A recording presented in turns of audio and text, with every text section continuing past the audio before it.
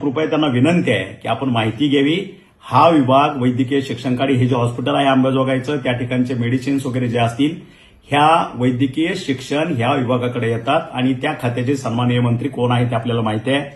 दुसरी गोष्ट, आमची लाडकी ताई, आमची लाडकी बहीण, ती आज बीडमध्ये जाऊन तिथं मोठमोठ्यानं ओरडत होती की यांना असं असं आहे, आम्ही आंदोलन करू, ते हे करू.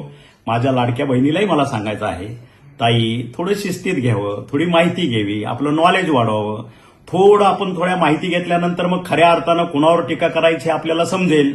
तरी सुद्धा तुम्ही माझी एक लाडकी बहीण असल्यामुळं मी अजिबात तुमच्यावर रागवणार नाही, कारण ते तुमचं अज्ञान आहे आणि अज्ञानापोटी माझं काम आहे, कर्तव्य आहे तुमचा भाऊ म्हणून की तुम्हाला थोडा अजून वेळ दिला पाहिजे की कुठलं खातं कुणाकडे आहे, कुठला विभाग कुणाकडे जातो, कुठल्या हॉस्पिटल कुणाच्या अंडरखाली आहेत.